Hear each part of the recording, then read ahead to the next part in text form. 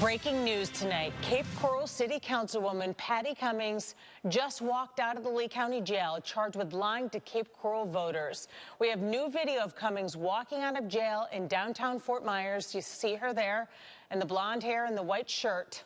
We are also waiting for Cape Coral Mayor John Gunter to speak to reporters. NBC2 first told you about this investigation earlier this summer. It all stems from allegations that Cummings lied about where she lived to run for office last year. A woman who volunteered on her campaign says Cummings lived on Southwest 50th Terrace, which is in District 2. But when Cummings filed to run, she claimed that she lived in District 4. Council members must live in the district that they represent. NBC2's Gage Goulding is live outside the jail in downtown Fort Myers, where Cummings was just released. Gage? Yeah, Peter Kelly, I mean, just minutes ago, she walked out of the Lee County Jail and Justice Center right behind us here, and she was escorted out by a man. She originally was released from jail and waited for a man to come in and then walk her out of the jail. The entire time, we walked about a block, maybe a block and a half to a vehicle which she got into and drove away. This entire time, she did not answer a single one of our questions. The man that was escorting her, is the best way to say it, escorting her, was answering the questions. Each time I asked her, what do you have to say to voters? Not a word from her, just that she's going to plead not guilty, that she didn't do this, and that she is still a member of the Cape Coral Council. I want to show you a quick clip that this just happened a couple minutes ago, if we could play that for the viewers. Good evening. Excuse me, Heidi, what do you have to say about what happened today?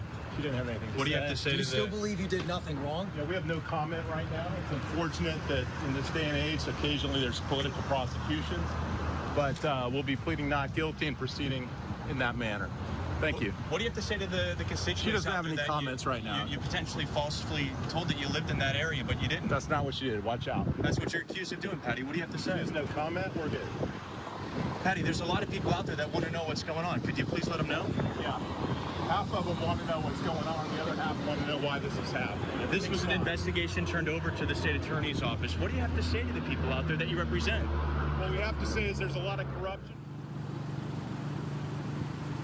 And you could hear, we kept asking these questions, Patty not making a single comment, the councilwoman not saying actually an entire word to us the entire time, this man escorting her, answering all the questions. And the biggest thing there that I picked out of this conversation, if you will, this one-way primarily conversation, was that they said there's a lot of corruption within Cape Coral City Council. And one question I asked her is, hey, there's a council meeting tomorrow. Do you plan on resigning? Do you plan on saying anything at that council member? Do you plan on going? The answer to that question was yes, planning on going. And mind you, this is coming from the gentleman escorting her, not from the councilwoman herself.